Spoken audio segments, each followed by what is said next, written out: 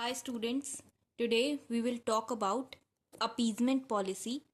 तो ये policy second world war chapter से है। अब ये पॉलिसी अडॉप्ट की थी नेविली चैम्बरलेन, ब्रिटेन के प्राइम मिनिस्टर ने। इसका क्या मतलब था कि जो ब्रिटेन है और फ्रांस है वो जर्मनी, जापान और इटली के अग्रेशन को इग्नोर करेगा।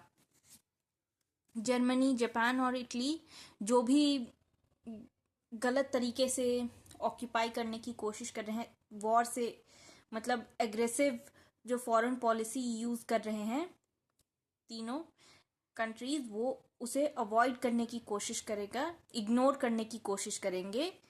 प्लस उनकी रीजनेबल डिमांड्स जो हैं, अनरीजनेबल नहीं, रीजनेबल डिमांड्स जो हैं वो फॉलो कर लेंगे, वो अग्री कर लेंगे, एक्सेप्ट कर लेंगे। क्यों करी ऐसी पॉलिसी फॉलो, जबकि नॉर्मली ऐसा नहीं होता। नॉर्मली जो स्टेट्स हैं वो ऐसी पॉलिसी को अप्रूव नहीं करते, ताकि एक लार्ज स्केल वॉर का मतलब है डिस्ट्रक्शन, तो ऐसा एक लार्ज स्केल वॉर अवॉइड कर सकें। अब ब्रिटेन में आपको ग्रेट डिप्रेशन के बारे में तो पता ही है कि Britain had just recovered from the great depression और इकोनॉमिक क्राइसिस अभी भी चल ही रही थी। तो उसे अवॉइड करने के लिए अभी वो एक और वॉर अफोर्ड नहीं कर सकते थे, इसलिए। प्लस जर्मनी के साथ अच्छे रिलेशंस बनाना चाहते थे, इसलिए भी। एंड हिटलर को एज अ टूल यूज करना चाहते थे थ्रू फॉर रशियन कम्युनिज्म के अगेंस्ट वो भी थे, just like Hitler. So they wanted to end communism. अब जर्मनी और इटली के जेन्युइन ग्रीवेंसेस थे फर्स्ट वर्ल्ड वॉर में डिफीट के बाद।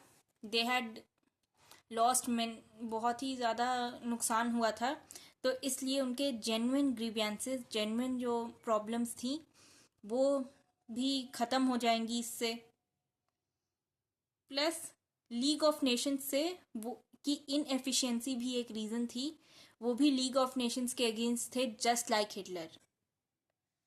अब अपीजमेंट का सबसे बड़ा एक्ट, जो सबसे बड़ा एग्जाम्पल जो था, माना जाता है म्यूनिक पैक्ट को। 1938 में म्यूनिक पैक्ट आपको पता है साइन हुआ।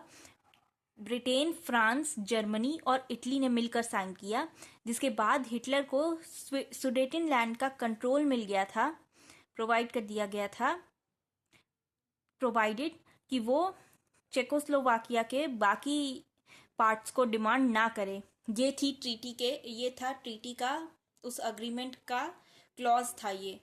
But he later breached this treaty. तो ये सबसे बड़ा एक्ट था अपीजमेंट का कि ब्रिटेन ने इसे एक्सेप्ट कर लिया। बाकी इंस्टेंसेस कौन से थे? एबिसीनिया का एनेक्सेशन, जब इटली ने एबिसीनिया को एनेक्स किया तब। जापान ने मंचूरिया को एनेक्स किया, इस बारे में आपने क्लास 11th में पढ़ा होगा।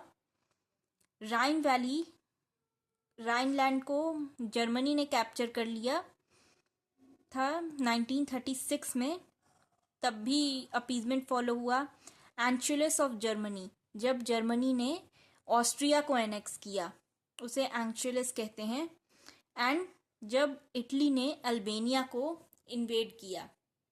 These were some examples of appeasement.